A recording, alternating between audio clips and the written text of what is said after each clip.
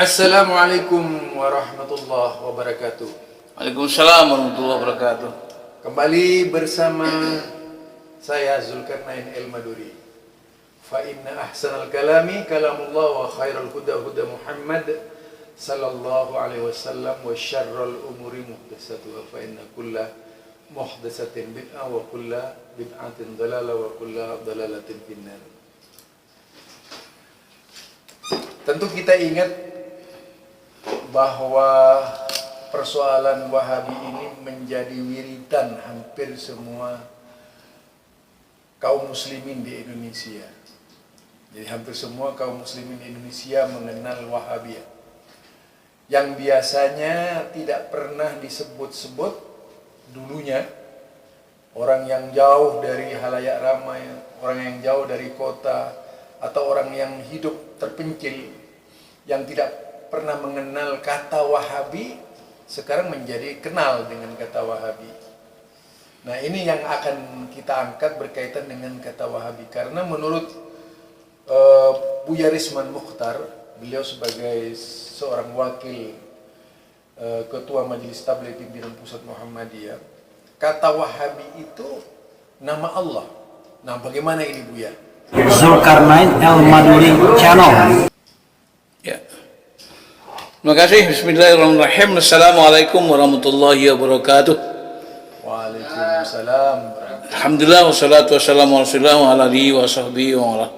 Amma ba'd, Pak Zul dan teman-teman yang lain, sahabat-sahabat yang ada di dimanapun yang ikut mendengarkan ya pembahasan kita hari ini. Pertama tentu kita memahami bahwa salah satu strategi yang dilakukan oleh para orang-orang yang katakanlah yang tidak suka Islam, yang sekarang disebut dengan Islamofobia, itu selalu berusaha untuk memecah belah, untuk membuat Islam ini terpolarisasi. Kedua, ada disebut dengan kelompok-kelompok Islam tradisional, kelompok Islam modernis, pembaharu, kelompok tua, kelompok muda. Hari ini macam-macam. Ya, polarisasi semakin dikembangkan. Kemudian yang paling menyedihkan itu terakhir adalah ketika ada satu polarisasi yang dibangun lagi, yang kemudian ini menjadi mendunia ya, menjadi malah isu yang setiap hari dibicarakan, yaitu apa disebut dengan Wahabi. Ada Islam Wahabi, malah ada Salafi Wahabi. Nah, ini yang sebetulnya ingin saya sorot. Saya ini sebetulnya merasa risih saja sebagai Muslim. Tentu bagaimanapun kita adalah orang-orang yang selalu menanamkan cinta kepada Allah SWT. Ya, kita adalah orang-orang yang punya komitmen, punya kesetiaan, punya loyalitas hanya kepada Allah SWT. Dan kita tahu persis bahwa Allah itu punya Asmaul Husna. Asmaul Husna itu adalah nama Allah yang baik, itu ada 99, kan gitu. Nah, salah satunya adalah Al-Wahhab, kan gitu. Al-Wahhab itu adalah nama dari Allah SWT. Seperti juga Ar-Rahman, Ar-Rahim, Al-Ghafur dan macam-macam, Al-Malik. Dan itu adalah nama Allah SWT. Kemudian ketika nama Allah SWT disebut dalam konotasi yang negatif, dengan rasa benci dan rasa suka, rasa jijik dan macam-macam, Di atas dasar kebencian. Dasar kebencian ini suatu yang sangat luar biasa ini. Ya, katakanlah misalnya mereka menyorot, mereka tidak terima misalnya apa yang dibawa oleh Muhammad bin Abdul Wahhab. Dia harus mengerti Muhammad bin Abdul Wahhab itu yang membentuk Muhammad itu adalah anak dari Abdul Wahhab. Abdul Wahhab itu artinya Abdullah. Al-Wahhab itu Allah Subhanahu wa taala. Kalau menyebutkan Al-Wahhab itu adalah nama Allah Subhanahu wa taala. Kalau itu dijadikan Wahabi sebagai nama sebuah nama sebuah golongan atau nama sebuah kelompok yang kemudian dilengketkan dengan rasa tidak suka, ya, kebencian, ketidaksukaan, kemarahan, apakah ini bukan pelecehan? Ya, sama aja Ar-Rahimi, Al-Ghafuri misalnya, Al-Latifi. Kalau kita baca begitu gimana? Nah, ini satu hal yang barangkali perlu menjadi perhatian kita sebagai Muslim. Kita jangan asal kemudian bicara, ngomong, tapi kemudian kita tidak berpikir dengan iman kita, dengan zuk iman kita itu seperti apa gitu. Nah, ini yang saya kadang-kadang merasa risih itu, seolah-olah wah kalau bicara Wahabi itu dengan rasa kebencian, rasa suka, seolah-olah sepertinya Wahabi itu sesuatu yang jelek, sesuatu yang apa? Sesuatu yang sangat tidak sukai, sesuatu yang sangat dibenci. Kemudian malah dilecehkan, bacanya pun juga dengan bacaan-bacaan yang enggak benar gitu. Padahal ini jelas-jelas nama Allah Subhanahu wa taala. Ini kalau kita lihat dari sudut akidah, ini termasuk hal yang apa? Katakanlah bisa mendegradasi pengertian-pengertian ataupun penyebutannya dengan penyebutan yang kurang bagus. Dan ini sesuatu yang menurut saya ini punya tanggung jawab yang luar biasa nih Pak. Ini polarisasinya Buya, bukan hanya sekedar rasa ketakutan yang diciptakan, tapi tadi itu adalah kualitas kebencian. Jadi kualitas kebencian di kalangan mahasiswa tertentu ya, di seluruh Indonesia atau di kalangan pesantren itu, kemudian mereka dibuat sedemikian rupa seolah-olah Wahabi itu umum dan melibatkan sekian juta anak muda supaya mereka itu anti Wahabi. Nah ini kan aneh ya. Kalau anti, katakanlah misalnya yang lain ya, kalimat yang lain kita masih oke lah itu ya. Anti apa namanya? Anti PKI, anti PKI, anti ini, anti itu, macam-macam lah. Itu. Tapi kalau anti Wahabi, Wahabi itu Allah, nama Allah. Anti Allah kan gitu. Ya kalau Wahabinya kan, sebutan Wahabi ini sudah pasti secara dhamir itu kan terarah kepada Allah langsung. Pasti. Tidak ada misalnya apa bentuk katanya misalnya dengan memberikan ya nisbah atau ya apa Wahabi. Ada enggak itu? Pola kalimat seperti itu. Allahi boleh nggak begitu? Ya kadang-kadang sampai menghina itu wasabi gitu. Iya, itu artinya begini. Artinya saya ingin mengingatkan teman-teman. Oke lah, kalau mau misalnya anda mau berhenti ya gantilah itu. Nggak usah pakai kalimat Wahabi lah gitu. Ya kan? Cari kalimat yang barangkali lebih apa namanya? Kalau ingin mendendam terus-menerus. Mendendam terus-menerus, berhenti kan? Ya, nggak cari. Jangan kemudian nanti Allah marah kepada kita. Kok bawa serta nama Tuhan gitu. Mau kemudian Muhammad Abdul Wahab punya nama itu tidak ada masalah. Ya, ini Buya sama persisnya dengan Raja Salman.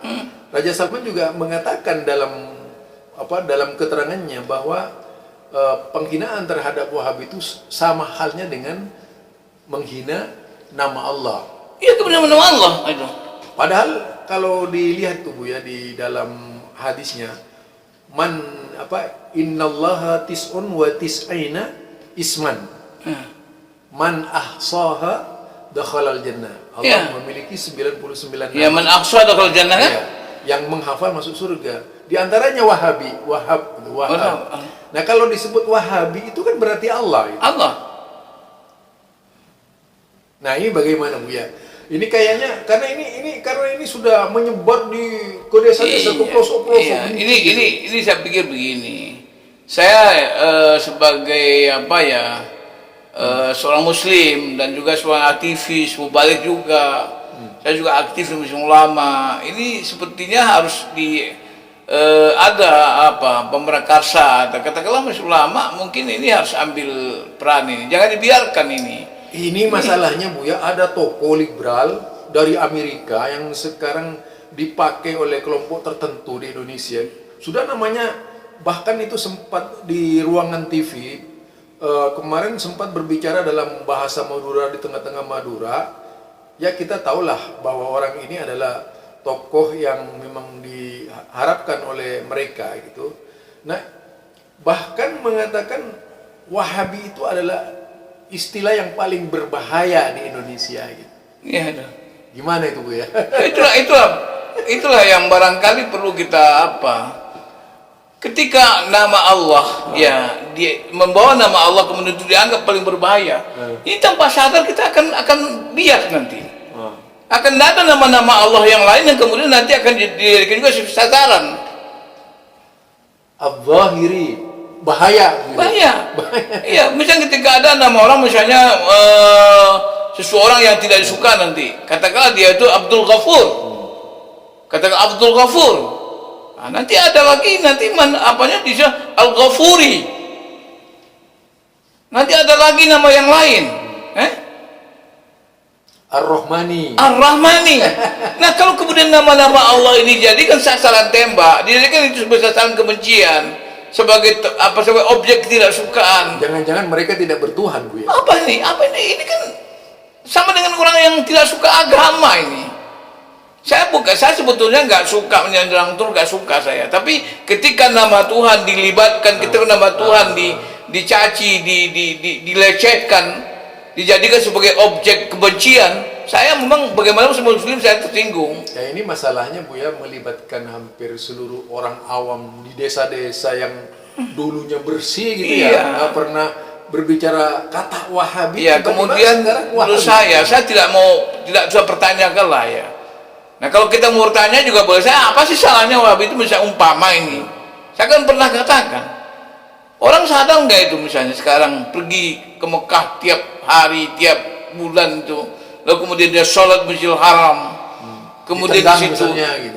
Ditendang misalnya. Enggak ada bukan ditendang, dengan hanya satu imam. Pernah nggak dia tahu sejarahnya? Siapa yang memulai ada satu imam di Masjidil Haram itu siapa? Apa bukan Muhammad bin Abdul Wahab? Ya kan? Bayangkan kalau imamnya 4 itu. Kalian kan kalau imamnya 4 sekarang, ada yang 4 bolak-balik ganti-gantian. Kalau sholat subuh jam berapa selesainya? Ditanya dulu itu, di data mana yang mazhab Syafi'i? Nah, ditanya dulu, berbaris dulu. Mazhab Syafi'i ngumpul, mazhab Maliki ngumpul, mazhab Syi'i ngumpul. Coba. Muhammad bin Abdul Wahab lah yang mereformasi. Tidak ada imam di masjid itu yang macam-macam, cuma satu imam. Ketika itu ganti-gantian gitu-gitu. Dan itu pada waktu sebelum ada Syekh Muhammad bin Abdul Wahab disenangi perpecahan begitu. Disenangi perpecahan, dan itu memang dibuat perpecahan. Dan kemudian Saudi Arab itu menjadi sebuah daulah yang kuat, yang itu dia Khadimul Haramain. Coba ini kan sesuatu yang barangkali kita harus jujur loh. Bu ya, itu penguasa ketika itu namanya itu Syarif Hussein. Syarif, kalau kata Syarif itu kan berarti itu dari kalangan yang disebut Ahlul Bait, tapi versi Syiah gitu. Nah, ini yang berkuasa pada waktu itu yang banyak menghembuskan kata Wahabi. Sebelumnya Wahabi itu disebut kaum zindik oleh mereka itu. Ini pada waktu Syekh Muhammad bin Abdul Wahab masih belum punya kekuasaan. Jadi ada seorang ulama itu, Bu ya, namanya hampir mirip-mirip dengan tokoh Muhammadiyah, Syekh Ahmad Zaini Dahlan. Jadi beliau itu menulis sebuah kitab namanya Al-Fitnatul Wahabiyah gitu.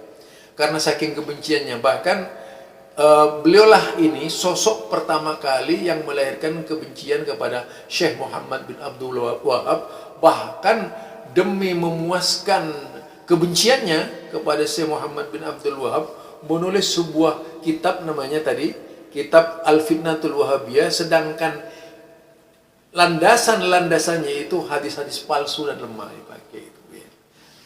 Nah, ini Bu ya. Jadi gimana ini menghadapi, karena ini menjadi panutan banyak orang, Bu ya. Tokoh ini menjadi panutan banyak orang, bahkan salah satu yang mengisi ruangan kitab I'anatul Thalibin yang menjadi materi di pesantren-pesantren gitu. Gimana ini Bu ya? Ya inilah, ini saya rasa persoalannya kan persoalan apa ini ya? Ini tidak hanya furu'iyah ini soal yang menyangkut usuliyah. Menyangkut masalah keyakinan, menyangkut masalah nama Allah SWT. Kita sebagai muslim orang beriman, kalau kita wajib memelihara kesucian nama Allah ini. Ini intinya, kita wajib mensucikan nama Allah ini, wajib menjaga kesucian nama Allah SWT. Jangan nama Allah disalahgunakan, nama Allah dipelesetkan. Sementara kan sebutan-sebutan Wahabi itu kan bukan dari kelompok katakanlah yang punya faham yang mereka tidak suka. Yang orang-orang tidak suka itu kan orang lain yang kasih nama seperti Zaini Dahlan itu. Kan itu yang mempopulerkan pertama kali nama Wahabi itu. Didukung oleh Syarif Hussein. Iya, didukung itu. Nah kalau kita lihat juga misalnya kalau sekarang ini apa sih misalnya kalau misalnya Arab Saudi katakanlah begitu, yang katakanlah melayani kita, dan kemudian kita mencaci-caci di sini macam-macam, lalu kemudian kita pergi ke sana. Pertanyaannya apakah di sana itu katakanlah misalnya orang-orang yang berfaham itulah. Kalau saya kan enggak termasuk saya itu nuduh-nuduh macam-macam itu.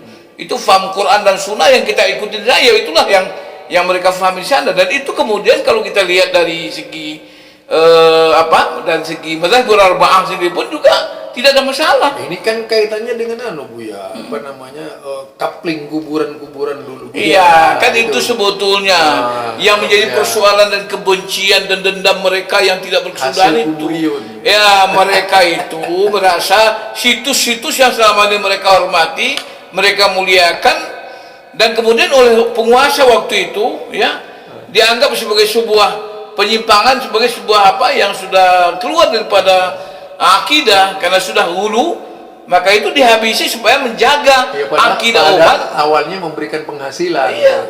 Artinya kan ini dalam rangka katakanlah misalnya Saudi Arabia waktu itu, Saudi waktu itu kan menjaga akidah umat. Sebagaimanapun sekalian perlu disadari, kita pergi haji, pergi umrah itu sebetulnya kan dalam rangka membersihkan akidah. Kan malah kemudian kita membeli berjuta-juta, berpuluh juta, kita perangkat haji, nunggu sekian tahun, nyampe di sana malah bikin syirik. Iya, akidahnya tetap saja sampai di Madura. Kita kan apa yang kita ucapkan? Labbaik Allahumma labbaik, la syarika lak labbaik, innal hamda wa la syarika lak. La syarika lak. Kita membersihkan akidah kita ke sana. La syarika lak. La syarika lak, la syarika lak. Artinya apa? Substansi haji itu adalah membersihkan akidah. Tauhid murni. Tauhid murni. Sehingga pada waktu itu, ya, Muhammad bin Abdul Wahab yang didukung oleh katakan semua itu bagaimana supaya orang tidak. Bagaimana kalau melaksanakan haji makin banyak berbuat syirik? Iya, artinya menjaga agar akidah umat orang kemudian itu selamat akidahnya. Karena ketika memang sesuatu itu dilarang, maka ada kaidah mengatakan an-nahyu an syai'in nahyun an wasaidih. Ketika kita larang sesuatu, kita juga larang dari jalan-jalannya, nggak boleh. Maka oleh karena itu, ya itu dikata itu barangkali ya, itu barangkali ketidaksukaan mereka. Dan dia yang paling marah itu Syiah. Syiah itu kenapa dia marah? Karena kubur-kubur yang kemudian dia itu tidak ada lagi. Situs-situs yang mereka anggap sebagai situs-situs keramat itu sudah tidak jumpa lagi. Makanya sekarang kita lihat kenapa itu Uhud itu misalnya dipagar itu. Kemudian kubur Nabi juga dipagar. Karena memang itu tempat orang apa? Kan dulu itu di zaman Nabi mana ada ziarah seperti itu, kan nggak ada. Iya. Bahkan kuburan Nabi ini dijaga ketat oleh para sahabat. Iya.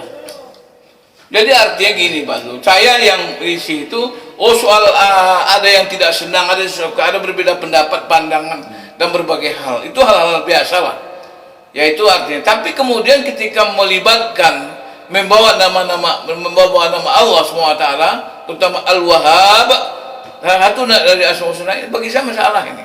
Ya, masalah besar itu. Masalah besar itu. Karena itu nama Allah, melecehkan nama Allah, membenci nama Allah, menjadikan nama Allah sasaran kebencian, itu suatu, dan menyebut nama Allah dengan konotasi negatif dan dijadikan sebagai satu sifat, satu julukan terhadap orang yang tidak kita sukai. Ini sesuatu yang luar biasa. Nggak berpikir bagaimana kalau mati kemudian membawa kebencian kepada Wahabi itu. Iya. Berarti kan anti Allah. Anti Allah. Jadi artinya, waduh, ini saya pikir teman-teman ini saya ajak cobalah kita berpikir, kita merenung, kita coba gali-gali lah. Kalaupun misalnya masih mau teruskan dendam, mau teruskan permusuhan macam itu, ya mau berhenti ya, gantilah namanya yang lain lah. Biar puas gitu. Biar puas, tidak usah pakai nama itulah. Kalau nama apa kayak semacam, kalau misalnya katakanlah misalnya orang-orang tidak suka Saddam misalnya, Saddami misalnya, mungkin masih apa namanya, mungkin resikonya itulah mungkin, atau yang lain-lain, atau apa, Saddam itu Saddam misalnya, atau misalnya Muammar Gaddafi misalnya, kasih nama-nama yang lain lah. Nama lain lah, tapi nama Allah ini kita jaga. Jangan sampai kemudian kita orang umat Islam, kita sendiri yang melecehkan nama Tuhan kita, nanti orang ikut-ikutan melecehkan nama Tuhan kita, nama Allah kita. Ya sekarang sudah banyak yang melecehkan, Bu ya. Allah sendiri dalam Al-Quran itu melarang. Jangan kamu celah Tuhan mereka. Nanti mereka akan mencela Tuhan Tuhan kamu. Ini termasuk pencelaan nama Tuhan ini. Padahal ini adalah nama Allah. Nama Allah, dan kamu menistakan. Menistakan itu termasuk ya, menjadikan nama Tuhan sebagai julukan-julukan sesuatu yang tidak disukai. Termasuk apa? Termasuk apa? Tanabazu bil alqab. Ya, itu kan sama kita, Pak.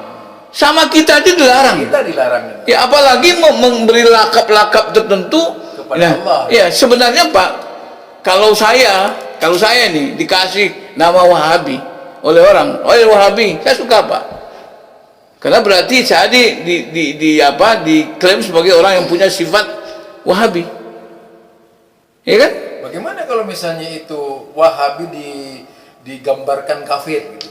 Wah, itu Lebih parah udah lagi ya? lebih parah lagi. Kalau Wahabi digambarkan kafir, Wahabi kafir gitu. Hah? Allah kafir. Allah kafir kan itu artinya begini, Pak. Ini kita melihat apa? Diksi secara bahasa ya.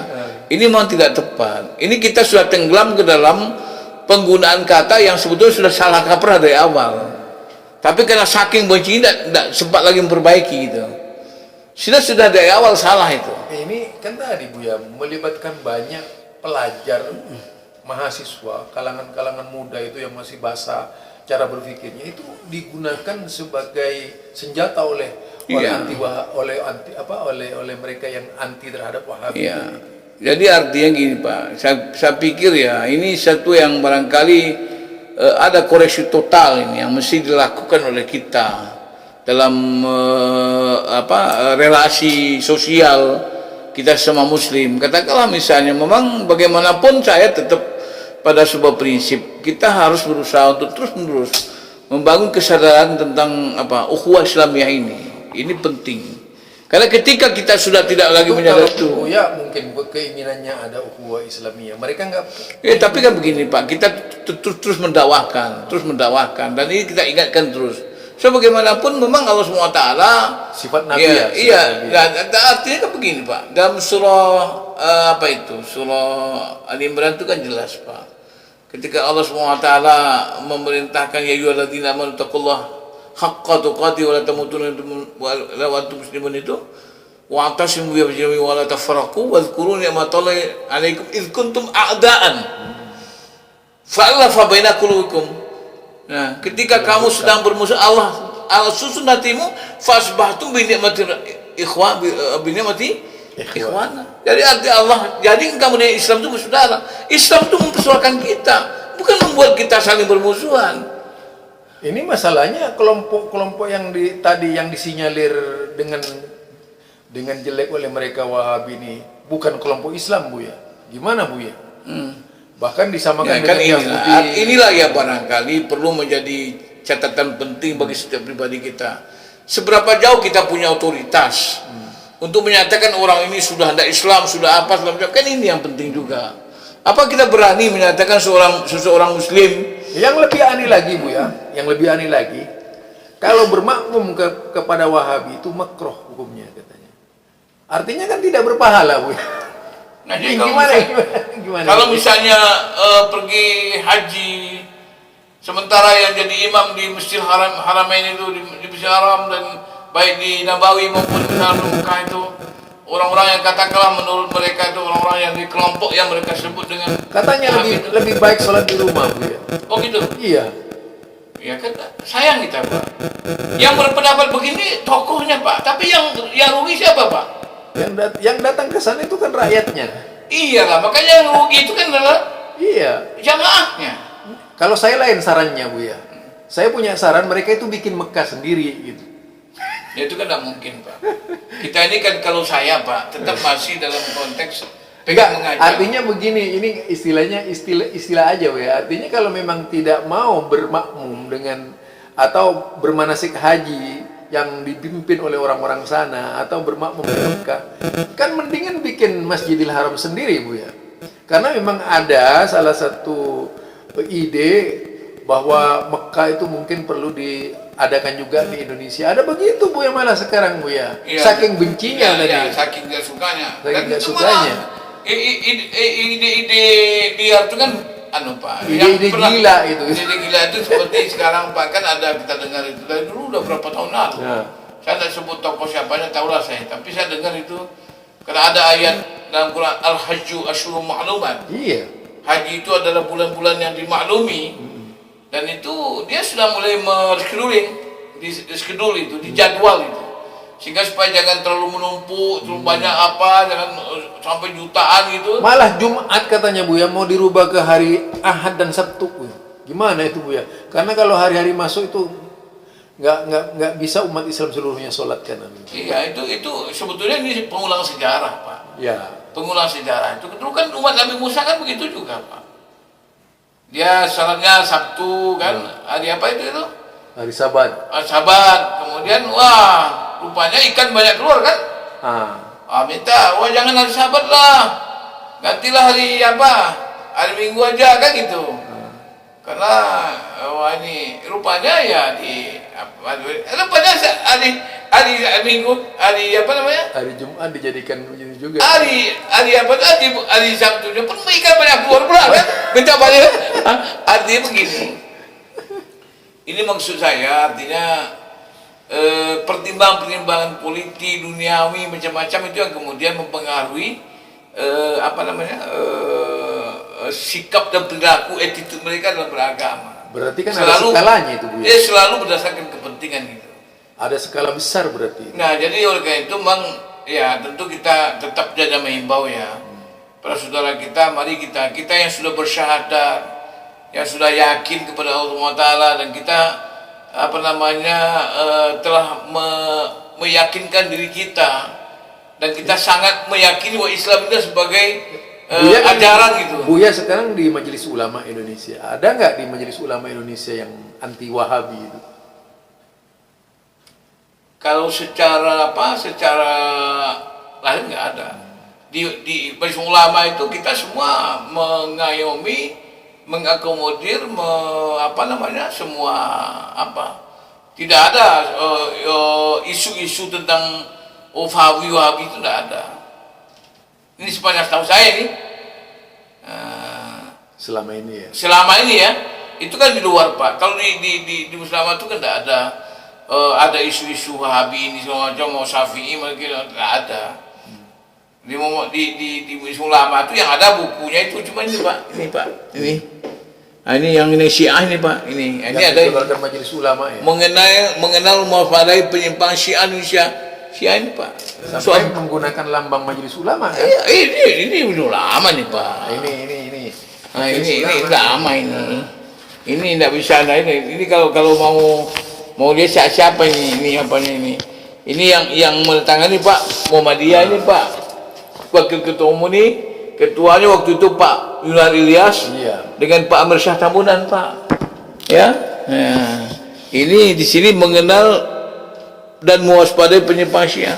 Ini ada Pak, tapi kalau saya tidak pernah mendengar. Salah juga ada yang dari Ibrahim Hussein itu ya. Nah, ada ini kan malah masuk ke sini Pak. Jadi artinya begini, saya maksudkan kalau di Majelis Ulama, sepanjang saya tahu ya, saya juga di DKI itu kan saya juga wakil ketua umum Majelis Ulama Indonesia. Di pusat saya wakil ketua komisi dakwah, juga pusat dakwah perbaikan akhlak bangsa. Kebetulan kami sekali setiap bulan itu mengadakan standarisasi dai, dan itu kita tidak pernah bicara tentang wahabi. Tidak ada satupun narasumber ketika bicara Islam wasatiyah pun juga wasatiyah Islam juga tidak pernah bicara wahabi. Ini adalah isu-isu yang kemudian berseliweran di luar, yang betul hanya untuk memecah belah umat.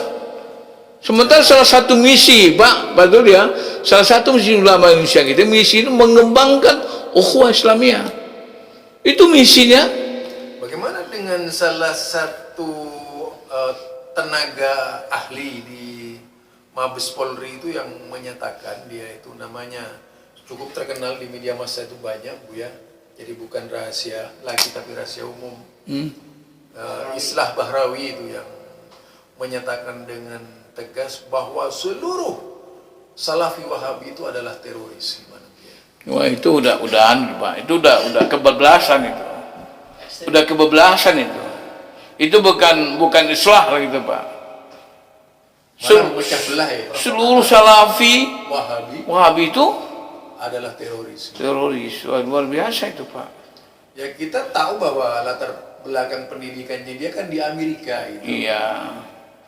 Saya pikir Pak, pertama tetap kita berdoa Pak, mudah-mudahan Allah beri petunjuk dia Pak. Iya. Ya mudah-mudahan Allah dia beri petunjuk fikirannya supaya dia tobat ya. Karena kan ada yang bertobat Pak. Orang-orang seperti ini kan sangat disenangi oleh sahabat. Iya, jadi artinya begini Pak. Jadi kalau dia tidak bertobat, mudah-mudahan Allah berikan kepada dia keputusan yang baik ya untuk kepentingan umat gitu. Jadi mantan siapa namanya itu? Mantan teroris tuh siapa? Sofyan As-Sauri lagi ada juga. Itu ikut bergabung dengan dia sekarang. Iya. Sama Islam itu. Sama-sama membenci, yaitu membenci gerakan-gerakan yang dikatakan gerakan tajdid tadi, gerakan kembali kepada Quran dan hadis. Pokoknya menurut dia, setiap orang yang punya gagasan kembali kepada Quran dan hadis itu adalah Wahabi. Oh ya, itu Wah, luar biasa ini. Iya, dia begini Pak, dia satu waktu dia akan bertemu dengan apanya itu, dengan apanya namanya, dengan sesuatu yang barangkali dia harus sadar ya. Suatu hari ya. Satu hari. Jadi kan itu kan kalimat-kalimat yang dia produk sekarang ini untuk kepentingan dia. Untuk ya misalnya lebih menaikkan harganya, pasarannya segala macam itu, Pak. Yang anehnya. Dan itu ini anehnya gue kalau cuma berbicara di Mabes Polri tidak apa-apa. Ini berbicara di kalangan kiai-kiai gimana ini? Iya, dan itulah ya barangkali kita tidak paham ya. Tapi yang penting begini, Pak. Ketika dia bicara dalam konteks ya ilmiah Pak, artinya kita kan harus bicara dalam konteks ilmiah. Dia kan perlu ada burhan, perlu ada bukti. Ilmiah bagaimana Bu ya sekarang berbicara kejelekan para sahabat Nabi. Nah sahabat dijelek-jelekan tuh, perang yang terjadi, perang Jamal, perang dan sebagainya, pembunuhan yang terjadi di zaman sejarah Islam. Lah akhirnya dia mengatakan bahwa itu adalah nilai-nilai Wahabi. Bayangkan sejarah dahulu kala disebut Wahabi itu ya. Padahal Wahabi itu belum lahir ya? Belum ada. Belum ada. Yang dia tuduh Wahabi itu belum ada. Belum ada bayang. Tapi nilai-nilainya sudah ada ya? Nilai-nilainya sudah ada. Itu kalau dilihat Kenapa tidak lanjut ke Habil Kabil itu? Habil Kabil itu? Iya, sekarang Nabi Muhammad. Jadi orang ini sudah Pak, sudah tidak terkontrol ini. Iya, coba Bu ya bisa dilihat itu di ceramahnya Islam Barawi itu di video itu ya, di YouTube. Bagaimana dia kemudian menyimpulkan para sahabat-sahabat Nabi itu tidak membawa kedamaian, lalu maunya mengangkat Indonesia gitu. Bahwa Indonesia ini hebat gitu. Tapi kemudian menjelekkan para sahabat Nabi gitu. Tapi kok kalau begitu ya, kalau misalnya Indonesia ini hebat ya, kok Tuhan tidak mendatangkan Nabi Muhammad di Indonesia ya? Lah, ya Islam Barawi untuk yang datang Bu. Iya. Mestinya kan begini. Kenapa Allah SWT mengutus seorang Nabi itu orang Arab ya? Mestinya orang Indonesia mestinya. Ya kalau dari segi logika seperti itu kan. IPTDN malah itu kemarin dia berbicara di IPTDN di kalangan menggantikan siapa namanya? Siapa yang diganti? Khalid Basalamah diganti. Yang ganti dia apa? Begitu memberikan presentasi di hadapan mahasiswa IPTDN dia, langsung yang diangkat masalah Wahabiin. Nah, bayangkan berarti kan sangat sistematis ini sudah dia. Iya. Padahal Pak kalau kita melihat di Indonesia Pak ya, untuk kepentingan bangsa dan negara ini, secara keseluruhan ya, kita tidak mau apa. Tapi kalau begini-begini kan kenapa misalnya harus dikejar sampai sistematis seperti itu kan? Apa bahayanya terhadap negara? Kalau saya lain lagi Bu ya, kita lihat Buya Hamka lah, kita lihat Pak Nasir, wah habis semua itu. Enggak, dia saya tanya ini. Apa sih sekarang? Taruhlah Salafi yang baik macam ini. Ada apa baik? Sementara mereka itu orang yang punya faham tidak boleh berontak Pak. Pokoknya ini mau ada, kalau menurut saya ada usaha untuk mengakui hanya satu paham di Indonesia ini. Nah, itu makanya kita kan gini, artinya kalau itu strategi yang mereka lakukan, kan artinya kita harus pertanyakan Pak. Kalau Syiah apa? Itu di mana-mana sudah terbukti. Di mana Syiah sudah kuat, di situ akan terjadi apa? Gejolak. Gejolak, kan gitu Pak. Nah Salafi ini mana? Ya, kita kan sudah tahu orang-orang yang dituduh Wahabi dahulu kala itu adalah semua, bahkan salah satunya perintis Pancasila. Iya, jadi gini Pak, Bung kita Karno itu Wahabi. kita sebetulnya sekarang harus juga mengkampanyekan ke seluruh Indonesia ini, berbangsa ini, tokoh-tokoh negara kita ini, bahwa yang bahaya itu bukan Salafi, bukan Wahabi. Syiah. Syiah. Kenapa? Karena Wahabi itu, kita tidak sebut Wahabi lah. Muhammad Abdul Wahab dan gerakan kembali perguruan sunnah itu dia mitra pemerintah. Dia mitra pemerintah. Di Arab Saudi juga dia mitra pemerintah. Dia tidak pernah berlawan dengan pemerintah, malah dia menganggap orang yang melawan, membangkang pemerintah itu adalah bughat, tidak boleh. Itu yang dikembangkan hari ini. Kok kemudian kita ada yang mau menanamkan kebencian terhadap Wahabi dan Salafi itu, Syekh Muhammad bin Abdul Wahab. semua bilang Wahab itu. Jadi artinya gini Pak, kita kalau saya sebagai mubalik ya, tetap saya ingin mengetuk kesadaran lah. Mari kita coba pikirkan dulu bersama, kita diskusikan apa sih yang kita tidak suka. Apa kita teruskan perpecahan ini? Saya melihat ini orang-orang yang berpikir seperti itu Pak, ini kontribusinya sangat besar untuk perpecahan bangsa. Iya Bu ya, saya mencoba sekarang melacak dua YouTube, itu ada 2 YouTube. Nah itu subscribernya banyak gitu. 2 YouTube ini menamakan dirinya Petuah Kiai. Tetapi saya lihat itu tidak ada satupun dari YouTube-nya itu yang berbicara Syiah. Semua dari YouTube yang sudah ratusan ribu itu Wahabi semua yang dihantam ya. Satu gitu. Kayaknya ini YouTube ini tidak pernah menampakkan siapa dia yang punya gitu. Cuman tiba-tiba hanya suara saja gitu.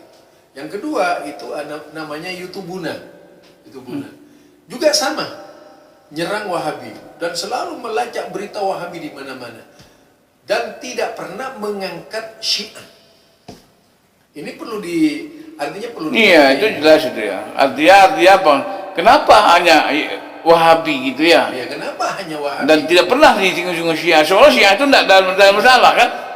Ya, semua orang-orang yang berbicara Wahabi di Indonesia ini kayaknya memang tidak setajam berbicara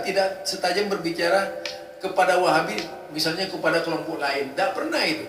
Aliran yang sesesat-sesatnya di Indonesia saja, dia berbaik hati. Bahkan bukan agama pun, yang lain akidah saja, dia berbaik hati. Tapi begitu menghadapi Wahabi, lebih dari orang yang lain agama tadi. Ya, jadi begini Pak. Jadi kita kembali kepada apa? Bagi saya, orang mau dia tidak suka terhadap apa? Gerakan macam-macam. Syekh Muhammad bin Abdul Wahab. Syekh Muhammad Abdul Wahab, ya silakanlah Anda yang tanggung jawab itu. Ya, mereka lah yang tanggung jawab nanti ya. Di hadapan Allah. Di hadapan Allah SWT. Mereka melakukan upaya-upaya untuk memusuhi sesama Muslim. Mereka lah yang nanti akan bertanggung jawab kepada Allah SWT. Karena bagaimanapun Allah SWT sudah menyatakan orang-orang beriman itu bersaudara. Gitu. Dan kita wajib hukumnya untuk membangun silaturahim. Selama seorang Muslim dalam iman tauhid yang benar, dalam akidah yang benar, selama itu wajib hukumnya membangun silaturahmi, dan haram hukumnya saling musuh satu sama lain. Ini khusus Buya, saran buat warga Muhammadiyah. Nah, kemudian menurut saya kepada warga Muhammadiyah, Kemudian saran buat warga Muhammadiyah secara khusus, kemudian umat Islam. ya kalau pada warga Muhammadiyah tentu yang menyangkut Islam Wahabi itu kan tidak ada ya. Artinya alhamdulillah kita ini ya Muhammadiyah tidak ikut-ikutan lah menebar dendam, mengistisharkan, mempopulerkan kata Wahabi kan gitu. Malah Muhammadiyah juga ada yang menuduh-nuduh juga. Ya kalau saya pribadi silakanlah mau dulu. Nah, tapi ya artinya begini, saya juga mengharap kepada teman-teman, ya mari kita coba juga bersama-sama, ya paling tidak ya kita memberikan kesadaran kepada saudara kita yang lain itu ya, bahwa kita ini bersaudara, dan kemudian mempergunakan istilah Wahabi sebagai dalam konotasi yang jelek, yang negatif, dan dengan rasa dendam, kebencian dan ketidaksukaan, itu sesuatu yang sangat berbahaya terhadap akidah, dan itu harus di istighfar, itu harus bertobat itu. Dan kemudian mari kita misalnya Muhammadiyah juga, saya pikir terutama dalam soal relasi sosial dengan berbagai kelompok-kelompok yang lain, sesama Ahlus Sunnah wal Jamaah, kita harus membangun persaudaraan, kita harus membangun ukhuwah Islamiyah. Tetapi kepada yang sudah menyimpang, yang jelas kebatilannya, tentu kita tidak boleh kooperatif. Kita boleh dialog, Pak. Dialog dalam, katakanlah misalnya Muktamar Muhammadiyah pernah menetapkan bahwa kita perlu membangun dialog antara Sunni dan Syi'i. Dialog sana bukan kerjasama, Pak, bukan membangun kemitraan. Dialog itu adalah satu cara dakwah. Yang dalam Al-Quran katakan wajadilhum billati ya Hasan, membangun dialog, ya. Kesesatannya luar biasa. Kesebenarnya kita menjadikan mereka sebagai objek dakwah kita. Bagaimana? Saya tidak mungkin, Pak, Muhammadiyah yang dengan yang prinsipnya gerakan tajdid, dan dalam bidang akidah bila itu tajrid, pemurnian, memurnikan akidah, ya. Dan nggak mungkin kita akan kerjasama dengan kelompok-kelompok yang jelas rusak akidahnya.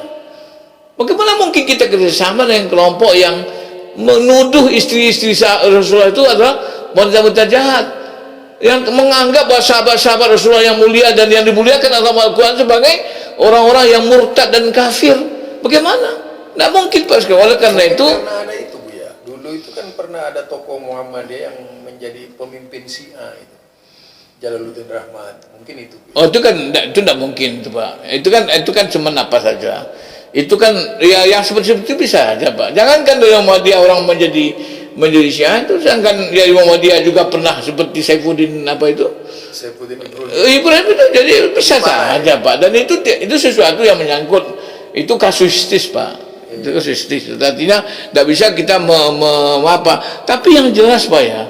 Yang jelas kita tentu bagaimanapun kita bisa mendakwai mereka. Tetapi jangan kemudian kita memberikan kesempatan kepada mereka untuk mengacak-acak keyakinan pemikiran yang sudah established dalam Muhammadiyah itu.